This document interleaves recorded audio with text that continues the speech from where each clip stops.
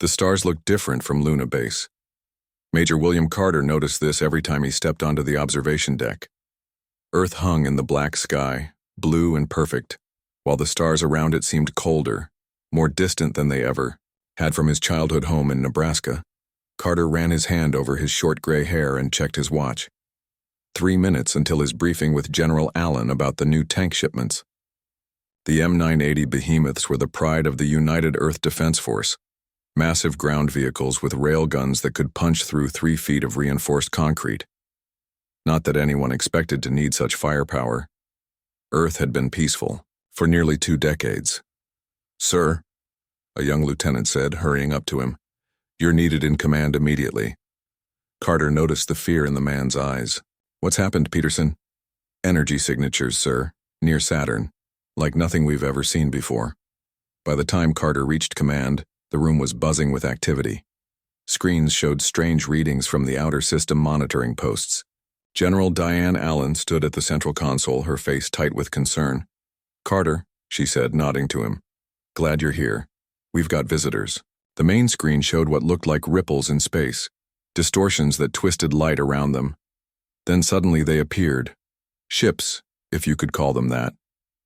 They looked more like floating cities, massive structures of gleaming metal, with no clear front or back. Carter counted 7 of them, each at least 5 miles across. "First contact," someone whispered. "Maybe," General Allen said. "Or maybe something else."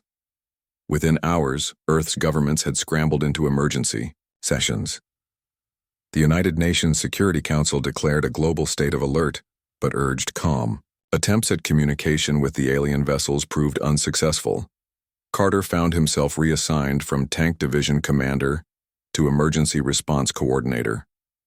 The Luna base buzzed with activity as personnel prepared for any scenario. Everyone hoped for peaceful contact, but nobody counted on it. "What do we know about them?" Carter asked during the 3rd briefing of the day. He sat at a table with 5 other officers, all looking at holographic projections of the alien vessels. Dr. Lydia Owens, the base's chief scientist, pointed to specific features on the ships. "Their technology is far beyond ours. Energy readings suggest propulsion systems that may bend space itself. The ships are heavily armored, with what appear to be weapon systems along these ridges. But here's the strange thing. They're scanning us intensively, but they've made no attempt to hide or shield themselves. They don't see us as a threat," Carter said. "Exactly. 2 days passed with the alien fleet holding position near Saturn. Earth's nations prepared as best they could, activating every military asset available. Carter's tank divisions were moved to strategic positions across North America, Europe, and Asia. Meanwhile, scientists and linguists worked frantically to establish communication. Then, on the 3rd day, the aliens moved. Carter was in the tank bay, inspecting a line of behemoths. When the alarm sounded, he rushed to the nearest monitor. "They've accelerated toward Earth," the communications officer reported. "ETA 4 hours at current speed." In command, General Allen was already organizing the defense. "All orbital platforms are on high alert. Earth governments have authorized full military response if the aliens show hostile intent." Carter studied the tactical display. "Our tanks are ready, but against ships like that, we use what we have," Allen said firmly. The first attack came with little warning. 3 smaller vessels, each about the size of an aircraft carrier, detached from the main fleet and accelerated toward Earth's orbital defense platforms. Carter watched on the screens as they approached. Streaks of light erupted from Earth's defenses, missiles, railgun projectiles, even experimental laser systems. Most were stopped by some kind of energy shield surrounding the alien ships. Then the aliens fired back. Beams of purple energy lanced out, cutting through orbital platforms like they were made of paper. One beam struck a station near Luna, vaporizing it instantly. "They're targeting military installations," someone reported. "Precision strikes. Within 20 minutes, 80% of Earth's orbital defenses were destroyed." The alien vessels then moved into position above major cities and military bases. A transmission finally came through, broadcast simultaneously to all Earth communication systems. The being on the screen looked vaguely insect-like, with 4 arms, and a carapace that shimmered with iridescent colors. It spoke, and the words were somehow translated into every human language simultaneously. People of Earth, I am Admiral Krax of the Raxian Empire. Your world is now under our protection. We bring order to chaos, advancement to primitives, and mercy to the doomed.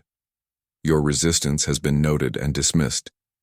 To minimize casualties, we advise immediate surrender. You have 1 Earth hour to comply. The transmission ended. In command, silence fell. Well, General Allen said finally, I guess that answers the "are they friendly" question. Carter looked at the tactical displays. The alien ships were positioning themselves for what appeared to be a coordinated attack pattern. What's our response? Earth's nations have unanimously voted to fight, Allen said. We're not surrendering our planet without resistance. With all due respect, General, what can we do against that kind of technology? Allen's smile was grim. We adapt. We've already noticed their weapons are designed for space combat, large-scale energy weapons perfect for hitting big targets. But they may not be prepared for ground warfare. That's where your tanks come in, Major. Carter understood immediately. They're expecting us to fight like they do. But we won't. Exactly. They've destroyed our orbital platforms and will likely target our air forces next. But they'll need ground forces to actually occupy Earth. The hour passed, and as expected, the Raxians attacked. Their ships rained down energy weapons on military bases, aircraft carriers, and missile installations. Earth's remaining defenses fought back but were hopelessly outmatched in the air and at sea. Then came the ground forces. Smaller ships, dropships, descended through the atmosphere, landing outside major cities. From them emerged the Raxian ground troops, tall, armored figures carrying energy weapons, supported by hovering platforms that glowed with the same purple energy as their ships' weapons. The first major ground battle took place near San Diego. Carter watched the feeds from Luna Base, directing his tank divisions remotely. The Raxian forces moved with confidence, their personal shields deflecting small arms fire easily. But then the behemoths appeared over the ridge. 50 tanks, each, weighing over 70 tons, their massive railguns already aimed. Lieutenant Samantha Collins led the division, her voice calm over the communications link. Target their hover vehicles first, Carter ordered. Let's see how their shields handle kinetic weapons. Collins gave the order, and the behemoths fired. The sound of the railguns was like thunder, even through the audio feed. Massive projectiles moving at hypersonic speeds slammed into the Raxian hover vehicles. The result was immediate and shocking. The Raxian shields, designed to disperse energy weapons, did nothing against the sheer physical force of the tank rounds. Their vehicles exploded, sending alien soldiers flying. All units, advance, Collins ordered. The tanks rolled forward, their treads crushing the rocky terrain as they fired again and again. The Raxian ground forces, clearly unprepared for this type of warfare, began to fall back in disarray. In Luna Base Command, Carter watched with growing hope. Their shields don't work against our kinetic weapons, he said. They expected an energy weapon fight. Allen nodded, a smile forming on her face. It seems like the Raxians forgot about good old-fashioned tanks. On screens all around the room, similar reports were coming in from around the globe. The Raxian ground forces, despite their advanced technology, were being pushed back by Earth's tanks and heavy artillery. This isn't over, Carter cautioned. They still control orbit. True, Allen said. But they just learned something important. Taking Earth won't be as easy as they thought. On the main screen, a behemoth tank crushed a Raxian hover vehicle. Under its treads, its railgun turning to target the next enemy. The battle for Earth had just begun, and humanity had found its first advantage. Admiral Krax stood on the command deck of his flagship, the Eternal Dominion, watching the battle reports with growing disbelief. The screen showed Raxian ground forces retreating from primitive human vehicles across multiple continents. His forearms twitched with agitation. Explain this, he demanded, pointing at a screen showing a human tank crushing one of their hover vehicles. Commander Zrel, his chief military advisor, looked just as confused. The humans are using projectile weapons, Admiral. Heavy metal slugs, fired at extreme velocities. I can see that, Crack snapped. Why are our shields not stopping them? Our shield technology is designed to disperse energy weapons, sir. These are purely kinetic impacts. The shields barely slow them down. Cracks hissed in frustration. In 300 years of Raxian expansion, they had never encountered a species that still relied on such primitive weapons. All advanced civilizations eventually discovered energy weapons and abandoned projectiles as inefficient and outdated. Deploy the heavy assault divisions, Cracks ordered. Use orbital support to target their tank formations. Down on Earth, Lieutenant. Samantha Collins directed her tank division through the ruins of what had once been the outskirts of San Diego. Her behemoth tank rumbled over debris, its massive treads crushing anything in its path. Inside the armored cabin, she studied the tactical display showing enemy positions. Red Team, move to Sector 4, she said into her comm. Blue Team, provide covering fire. The behemoths responded instantly, their formations shifting. When the next wave of Raxian forces appeared over the ridge, the tanks were ready. Railguns thundered and alien hover vehicles exploded in flames. Collins noticed something new. The Raxians were now deploying larger vehicles, heavily armored and carrying what looked like bigger versions of their energy weapons. These new vehicles moved more slowly but had thicker shields. All units focus fire on the new targets, she ordered. 2 rounds per vehicle. The behemoths adjusted their aim and fired. The first rounds caused the alien shields to flare brightly, but hold. The second rounds, however, punched through, sending the vehicles crashing to the ground.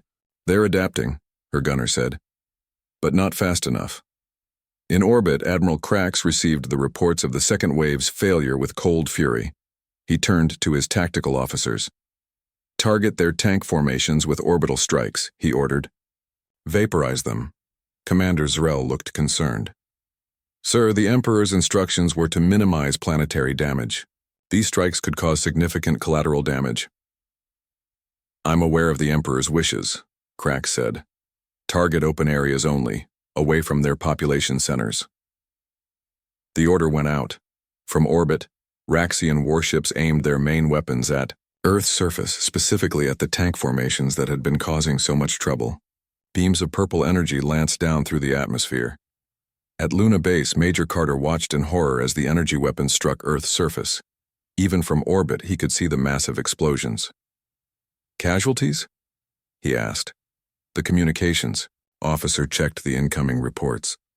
Minimal, sir. The Raxians are targeting tank divisions in unpopulated areas.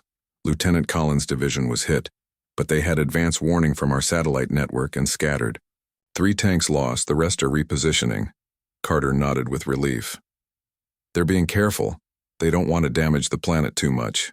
That gives us an advantage. General Allen joined him at the tactical display. We need to take the fight to them, Carter.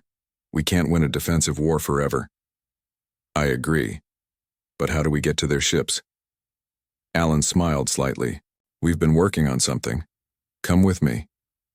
She led Carter to a secure section of the base he had never seen before. Inside a massive hangar bay sat what looked like standard orbital insertion craft, the kind used to deliver supplies from orbit. But these had been modified with reinforced hulls and unusual docking mechanisms, and beside them stood 5 M980 behemoth tanks, being fitted with additional equipment. What is this? Carter asked. Project Trojan, Allen replied. We've been modifying tanks for space operations since before the Raxians arrived. Just a theoretical exercise at first, but now... Carter walked around one of the tanks, noting the magnetic clamps on its treads, the sealed crew compartment and what looked like maneuvering thrusters attached to its sides. You want to deliver tanks to their ships, he said in awe. You're talking about boarding actions. Exactly. Their shields are designed to stop energy weapons and missiles. We think these insertion craft can slip through with the right timing. Once aboard, the tanks can cause havoc inside their ships. That's insane, Carter said, then smiled. I love it. While Earth's military prepared their desperate plan, Admiral Cracks faced growing pressure from his officers. The Raxian Empire had conquered 17 sentient species across the galaxy, and never had they encountered such stubborn resistance. Our ground forces have lost control of these regions, Commander Zarel reported, highlighting large sections of North America, Europe, and Asia on the holographic display. The humans' armored vehicles continue to outperform our hover tanks in every engagement.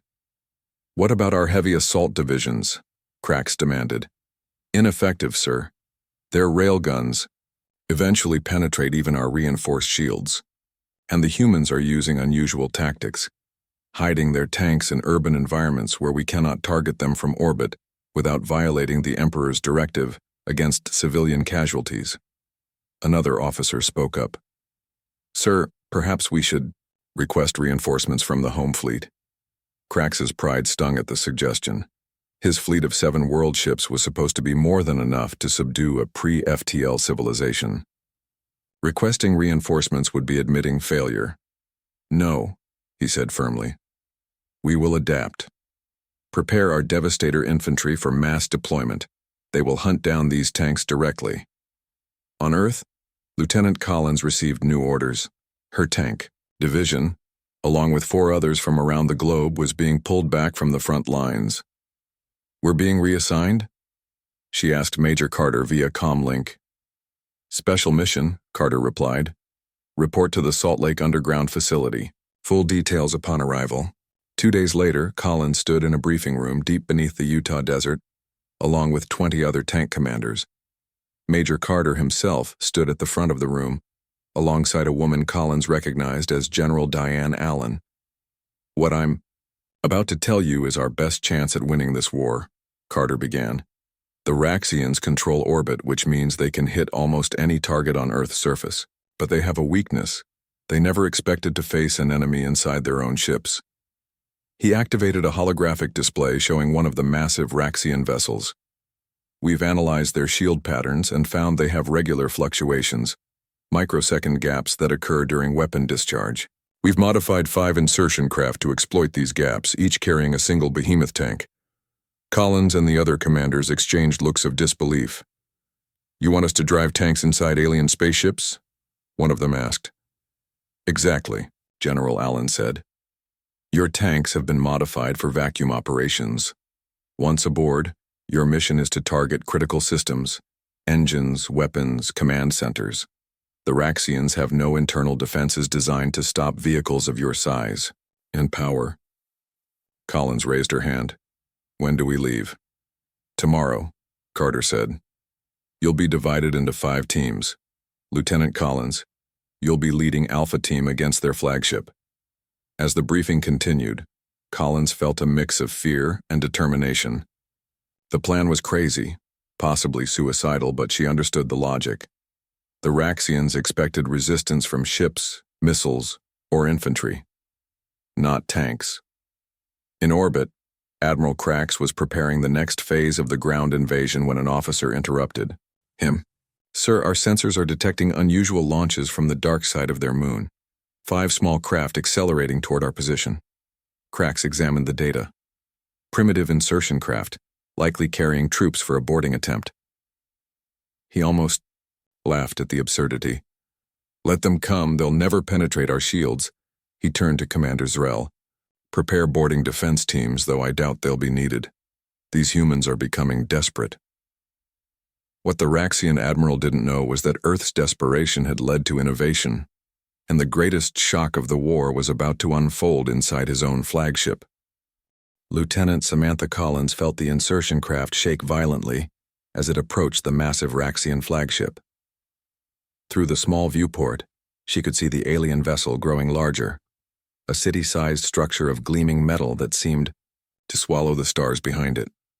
Inside the craft's cargo bay, her modified behemoth tank was secured by heavy clamps. The tank had been upgraded with sealed compartments, magnetic treads for movement in zero gravity, and special ammunition designed to work in vacuum. 2 minutes to shield gap, the pilot announced over the comm. All tank crews prepare for insertion. Collins climbed into her tank through the top hatch, joining her crew of 3, gunner, driver, and systems operator. They were already strapped into their seats running final checks on the behemoth systems. Talk to me, people, Collins said as she secured herself in the commander's seat. Weapons green, her gunner, Sergeant Kyle Bishop, reported. Drive systems, operational, added Private Maria Alvarez, the driver. Life support and magnetic systems ready, said Corporal John Patel, working the tank's specialized systems. Collins took a deep breath. Remember the plan. We target their engine control systems. First, then weapons control. We stay mobile and we stay together. The insertion craft gave a final shudder as it accelerated toward a specific point on the Raxian ship's shield perimeter. Shield gap in 5, 4, 3, 2, 1. Collins felt the craft lurch as it passed through the momentary weakness in the alien shield, a microsecond gap that occurred when the ship fired its main weapons. The timing had to be perfect, and Earth scientists had calculated it down to the millisecond. They were in. The craft latched onto the hull of the Raxian vessel, powerful drills boring through the outer armor. When they broke through, the pilot's voice came over the comm again. Breach successful, releasing tank in 30 seconds. Collins felt her heart racing. Start engines, she ordered. The behemoth rumbled to life, its powerful engine vibrating through the hull of the insertion craft. Releasing clamps now, the pilot announced. Good luck, Alpha Team. The floor beneath them opened and the behemoth dropped into the Raxian ship. The tank landed with a heavy thud on what appeared to be a massive corridor, easily wide enough for the vehicle. Thanks to the magnetic treads, they stayed firmly planted despite the ship's artificial gravity being much weaker than Earth's. We're in, Collins reported back to command. Beginning Phase 1, Admiral Krax was in the middle of coordinating the next wave of ground troops when alarms blared across the command deck of the Eternal Dominion. Hull breach in Sector 7, a security officer called out. Krax turned to the monitoring screens. The human craft managed to penetrate our shields? Impossible. They timed their approach with our weapons discharge, Commander Zrel said, sounding almost impressed. The shield fluctuation lasted only 0.3 seconds, but it was enough. Send security teams to contain whatever forces they've deployed, Krax ordered. Likely a small group of soldiers, easily dealt with. The security officer's voice rose in panic. Sir, the internal sensors are detecting. It can't be right. What is it? Krax demanded. A large vehicle moving through Corridor C7. It appears to be one of their ground tanks. Krax stared, in disbelief. They brought a tank onto my ship? Preposterous. On another screen, security footage showed exactly that. A massive human tank rolling through the corridor, its turret swiveling as it moved. All security teams converge on that location, Krax ordered. Use heavy energy weapons. Inside the behemoth, Collins directed their advance through the alien vessel. The ship's interior was vast, with corridors clearly designed for moving large equipment or troops in mass. Perfect for tank warfare, Bishop commented as he swiveled the main gun. Contact front, Patel suddenly called out. Multiple hostiles using portable energy weapons. Ahead of them, a group of Raxian security forces had set up a defensive position, their weapons already firing purple beams of energy that splashed harmlessly against the tank's armor. Target locked, Bishop reported calmly. Fire, Collins ordered. The behemoth's railgun roared, the special vacuum-rated round tearing through the Raxian position like paper. The aliens scattered, clearly unprepared for such firepower inside their own ship. Keep moving, Collins ordered.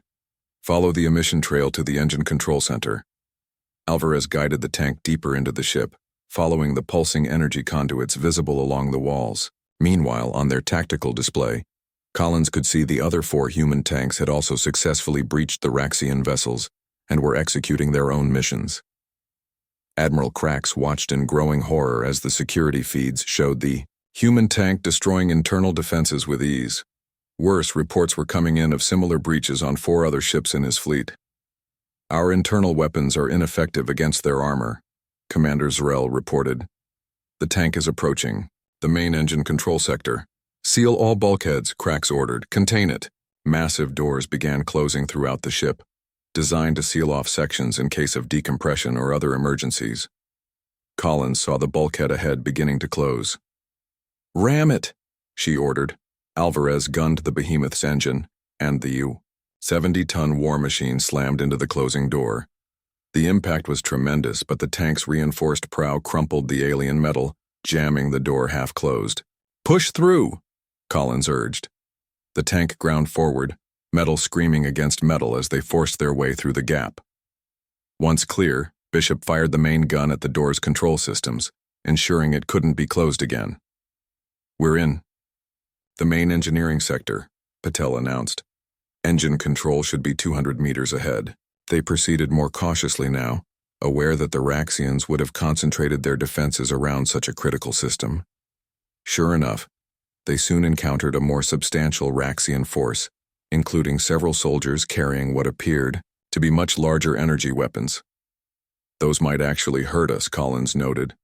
"Evasive maneuvers." Alvarez zigzagged the tank as best she could in the confined space. One of the heavy energy weapons fired, the beam striking the behemoth's side. Armor. Warnings flashed on Collins' display as the armor temperature spiked. "Return fire high explosive rounds," Collins ordered. Bishop switched ammunition types and fired twice in rapid succession. The rounds detonated among the Raxian defenders, the shockwave amplified in the enclosed space.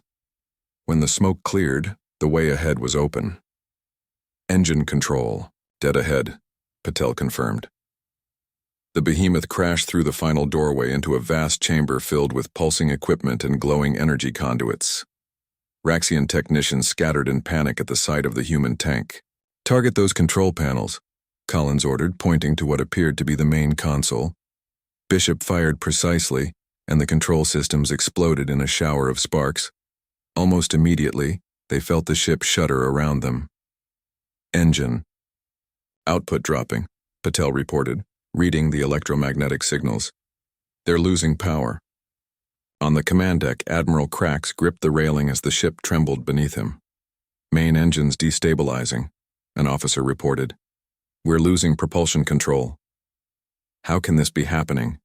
Krax demanded of no one in particular. "Defeated by primitive ground vehicles?" Commander Zral approached him. "Sir, the other human tanks are targeting weapon systems and life support on our other vessels. The Righteous Fist has already lost main power. We need to adapt our strategy." Krax's pride warred with his tactical sense. Finally, he made a decision. "Order all ships to withdraw to high orbit. We need to regroup and develop countermeasures against these tanks." Back in the engine control room, Collins received updates from the other tank teams. All had reached their targets and inflicted significant damage. For the first time since the Raxians arrived, humanity had struck a real blow against the invaders. "Lieutenant," Patel said suddenly, "I'm detecting massive power fluctuations throughout the ship. They're changing position. I think we're retreating." Collins allowed herself a small smile. "Phase 1 complete," she said into her comm to Earth Command. "The Raxians are pulling back, ready for Phase 2. In Luna Base, Major Carter received the news with amazement and pride. He turned to General Allen. "It worked," he said simply. "The tanks forced them to retreat." Allen nodded, her face showing a mixture of relief and determination. "Now comes the hard part. Get me a direct communication line to Admiral Krax. It's time to show him what happens when you underestimate humanity." Admiral Krax stood before the Emperor's holographic projection, his forearms held stiffly at his sides in the formal position of regret. The Emperor's image flickered slightly, transmitted across 20 light-years from the Raxian homeworld. "You mean to tell me," Emperor Zoltek said, his voice dangerously calm, "that 7 of our world ships carrying the most advanced technology in the galaxy have been forced to retreat by primitive ground vehicles?" Krax's skin flushed a deep blue, with shame. "The humans used unexpected tactics, Your Eminence. They modified their ground tanks for space operations and breached our vessels during shield fluctuations." The Emperor's 6 eyes narrowed. "And why were our internal defenses ineffective? Our ships were never designed to combat heavy vehicles internally, Your Eminence. Our security forces carry weapons meant to stop infantry boarders, not 70-ton war machines."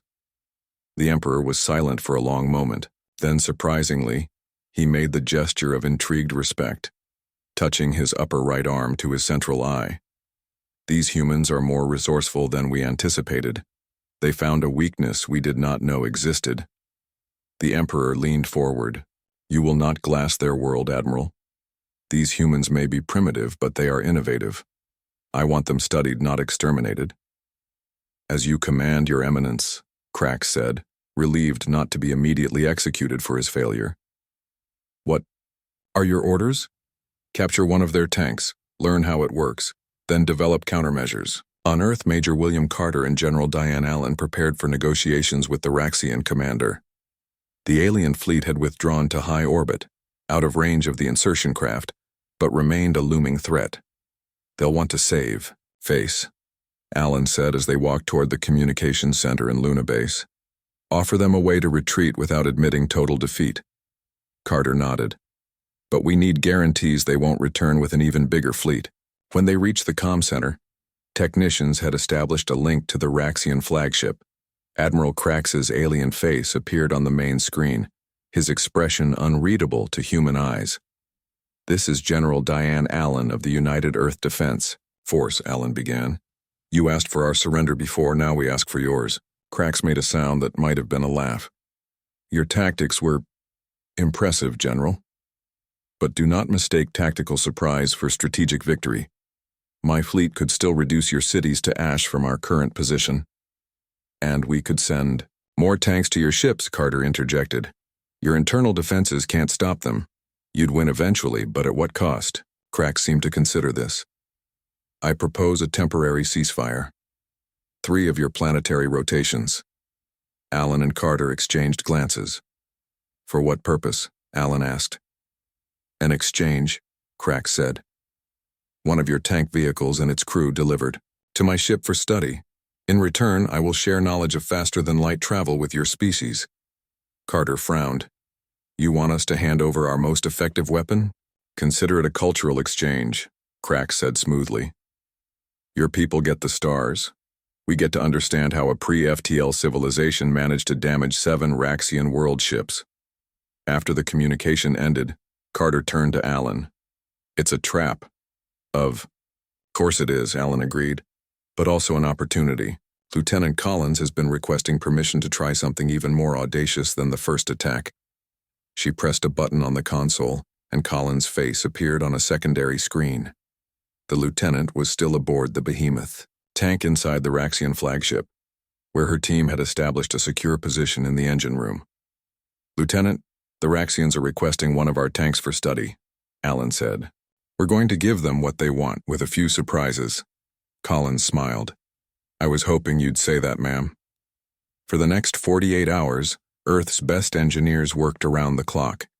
In a secure facility beneath the Rocky Mountains, they prepared a special behemoth tank, one equipped with hidden systems and modified in ways that would give humanity an edge in the coming encounter. Captain Paul Rogers was selected to lead the mission. A veteran tank commander with 15 years of experience, he stood beside his modified behemoth with his 3-person crew, listening to Carter's final briefing. The Raxians will scan your tank thoroughly, Carter explained. The outer modifications will appear to be just the space adaptations they've already seen. The inner changes are shielded from their scanning technology. Or so our scientists believe. Rogers nodded. And if they detect them?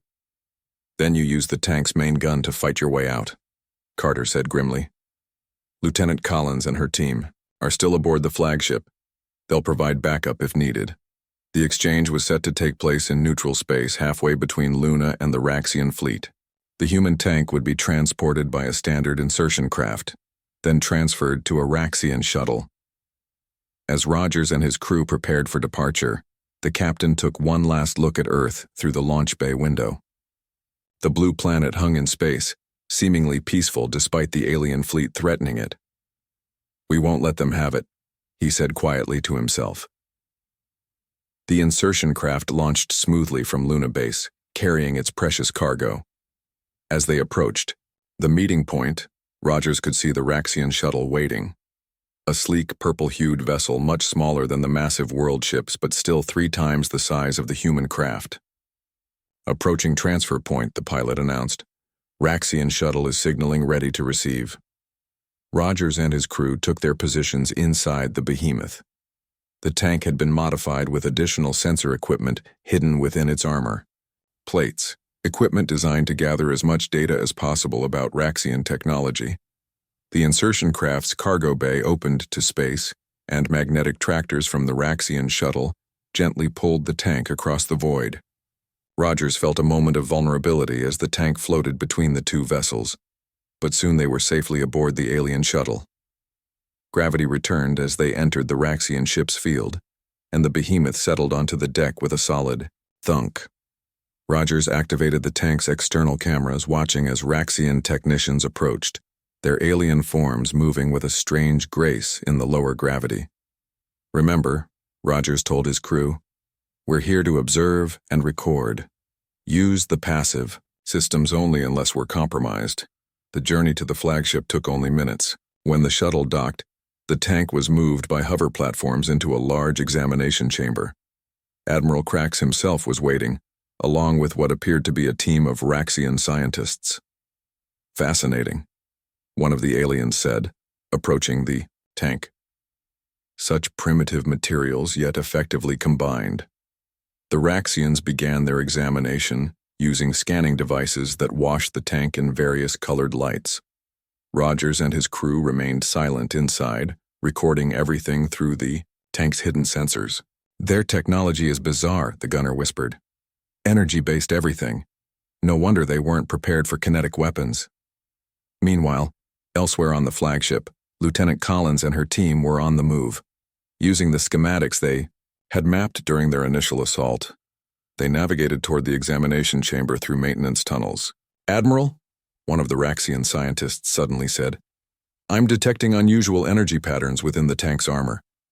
Krax moved closer. "What kind of patterns?" "Unknown. They appear to be recording devices." Rogers tensed. "They've spotted the sensors. Prepare for extraction." But before he could give the order to power up the main gun, the chamber door exploded inward. Collins's behemoth tank burst through the opening, its railgun already firing at the chamber's control systems. "Now, Captain." Collins's voice came through on the secure channel. Rogers powered up his tank, the engine roaring to life. The startled Raxians scattered as both human tanks oriented on Admiral Krax. "Admiral Krax," Rogers announced through the tank's external speakers, "consider this a lesson in human negotiation. We came prepared for your trap." The Admiral, to his credit, didn't flee. He stood his ground as the two tanks surrounded him, their main guns pointed directly at him. "This was no trap," Krax said evenly. "Merely a precaution. I underestimated your species once. I wouldn't do so again." Collins's voice came through the external speakers of her tank. "Then perhaps it's time we had real negotiations. Commander, to Commander, for the first time since the invasion began, a human and a Raxian would meet face to face, with the future of Earth hanging in the balance." Lieutenant Samantha Collins stepped out of her tank's hatch, her heart pounding. The air inside the Raxian ship tasted strange, slightly sweet with a metallic undertone. She kept her sidearm holstered but ready as she climbed down to face Admiral Krax. Captain Rogers followed her example, emerging from his tank with careful movements. The two human officers stood before the alien commander, who towered over them by at least 2 feet. His forearms were now folded in what they hoped was a non-threatening posture. "You have courage," Krax said, his translator converting his clicks and hisses into English. "Coming face to face with me when my ship could destroy your world with a single command." "And you have courage," Collins replied, "standing before our tanks when they could blow you apart with a single shot." A strange sound emerged from Krax, something that might have been laughter. "Perhaps we are not so different after all." One of the Raxian scientists approached cautiously, still holding a scanning device. "Admiral, may I continue examining their vehicle? The Emperor will want a full report." Krax gestured permission with his lower left arm. "Proceed, but touch nothing without their approval." He turned back to the humans. "Now shall we discuss terms that don't involve tanks in my examination?" Chamber? They moved to what appeared to be a conference room, though the furniture was clearly designed for Raxian physiology. Rogers and Collins sat uncomfortably on the edge of seats too large for human frames, while Krax manipulated controls that created a holographic display of Earth and the Raxian fleet. "Your tanks have proven effective against our ships," Krax acknowledged. A weakness we never considered. But make no mistake, we could still destroy your civilization from orbit. At what cost? Rogers asked. How many more ships would you lose to our tanks? How would you explain that to your emperor? Krax's upper arms made a gesture they couldn't interpret. The emperor is intrigued by your species. Your technological path is different from any we've encountered. Most civilizations follow a predictable development pattern. Energy weapons replace projectiles, shields replace armor. But humans, we kept what worked, Collins said simply. Kinetic weapons still kill just fine. Back on Luna Base, Major Carter and General Allen watched the negotiations through a secure video feed transmitted from hidden cameras on the officers' uniforms. The signal was delayed by several seconds, but it gave them visibility into what was happening aboard the alien vessel. They're actually negotiating, Allen said with surprise. I thought for sure Krax would take them prisoner. Carter studied the Raxian admiral's body language, trying to discern any signs of deception. He's curious. That's good for us. Curious means he's not just thinking about conquest anymore. On the flagship, Krax activated another holographic display, this one showing various Raxian worlds and star systems. The Empire spans 237 star systems, he explained. We have encountered 42 sentient species, most of whom now live peacefully under our protection. You mean your control, Collins said flatly. Krax made that strange laughing sound again. Protection, control. The distinction matters less than you might think. We bring stability and advancement. In return, we take resources and knowledge. And if a species refuses your protection, Rogers asked. Usually they reconsider after a demonstration of our power. Krax's 6 eyes fixed on them. But you humans, you showed us something new. Something we have not seen in 3 centuries of expansion. He manipulated the controls again and a new image appeared. Detailed schematics of a behemoth tank, rotating slowly in the air before them. Your tanks combine simplicity with devastating effectiveness. Thick armor instead of energy shields. Kinetic weapons instead of plasma beams. Even the treaded propulsion system, so primitive yet perfectly suited to your planet's terrain. Collins tensed, sensing where this was going. You want our tank technology? Yes, Krax admitted readily. And in exchange, we offer you this. The hologram changed again, displaying technical specifications for what appeared to be an engine system. Faster than light travel, Krax said. The key to the stars. With this, humanity could reach nearby systems within days instead of generations. Rogers and Collins exchanged glances. This was far more than they had been authorized to negotiate. We would need to consult with our leaders, Rogers said carefully. Krax made a gesture of agreement. Of course. But consider this as well. The Raxian Empire is not the only power in the galaxy. There are others, some far less diplomatic than we are. Your world will be discovered by others eventually. Without the ability to travel between stars, you will be vulnerable. While the negotiations continued, the Raxian scientists were making discoveries of their own.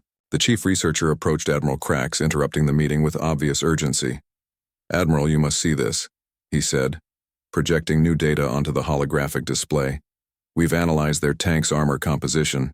It's not just metal. It's a composite material with remarkable properties. Energy weapons disperse across its surface instead of penetrating. Krax studied the data with growing interest. Could we incorporate this into our ship designs? Potentially, the scientist replied. Combined with our shield technology, it could make our vessels nearly impervious to both energy and kinetic attacks. Collins and Rogers watched this exchange with concern. They hadn't anticipated the Raxians would be able to analyze their tank's armor so quickly. In the conference room, Krax turned back to the humans with new respect in his alien eyes. I believe we have the basis for a mutually beneficial arrangement. Your tank technology combined with our space travel capabilities could benefit both our species. And what about Earth? Collins asked directly. Any arrangement must include guarantees of our independence. Krax considered this. The Emperor values innovation above all else. A species that can surprise us after 3 centuries of conquest is worth more as an ally than as a subject world. He paused. I can offer Earth protectorate status. Nominally, part of the Empire but with full internal autonomy, plus exclusive development rights to your solar system. Before either human could respond, alarms blared throughout the ship. A Raxian officer rushed into the room. Admiral, our long-range sensors have detected a Vrexian battle fleet entering this system. Krax's posture changed instantly, all 4, arms tensing. How many ships? 12 Hunter-class vessels, sir. They must have detected our communications with the homeworld. Krax turned to the humans, his voice urgent. The Vrexians are our oldest enemies. If they're here, they intend to seize your world while we are weakened. Why should we believe you? Rogers demanded. Because in approximately 40 minutes, they will begin bombarding your planet with weapons that make ours look merciful, Krax replied. They don't take protectorates or subject worlds. They strip planets of resources and leave them lifeless. Collins and Rogers shared a look of alarm. Whether Krax was telling the truth or not, they couldn't take the chance. What do you propose? Collins asked. A temporary alliance, Krax said. Your tanks deployed throughout our fleet could give us an edge against the Vrexians. They will expect our ships to be vulnerable as they've always been. They don't know about your weapons. Back at Luna Base, Carter and Allen heard everything, through the officers' hidden cameras. It could be a trick, Allen said. Maybe, Carter replied. But our long-range scans are showing something approaching from the outer system, multiple objects moving fast. He made a decision and opened the communication channel to the Raxian flagship. Admiral Krax, this is Major Carter. If these Vrexians are real, then it seems we have a common enemy. We'll deploy our tanks to your fleet. But we want FTL technology in return and guaranteed independence afterwards. Krax's image appeared on their screen. Agreed, Major. And I offer something more. Full membership in the Raxian Defensive Alliance. Your world remains independent, but gains our protection against threats like the Vrexians. As Luna Base scrambled to prepare all available tanks for space deployment, Collins and Rogers returned to their vehicles. The unlikely alliance between humanity and the Raxian Empire was about to face its first test. You know, Collins said to Rogers as they climbed back into their tanks. When I joined the tank corps, I never imagined I'd be fighting aliens in space. Rogers smiled grimly. That's humanity for you. We adapt. And it turns out, our old reliable tanks work just fine, among the stars. As the Vrexian fleet approached, the Raxian ships moved into defensive formation, each now carrying human tanks aboard. The greatest tank battle in history was about to begin, not on Earth's soil but in the void of space. And Admiral Krax, standing on his command deck with a human tank positioned behind him, finally understood why the Emperor had been so intrigued. Humanity didn't just bring tanks to a spaceship fight. They brought innovation, adaptability, and a completely different way of thinking about warfare. The galaxy would never be the same again.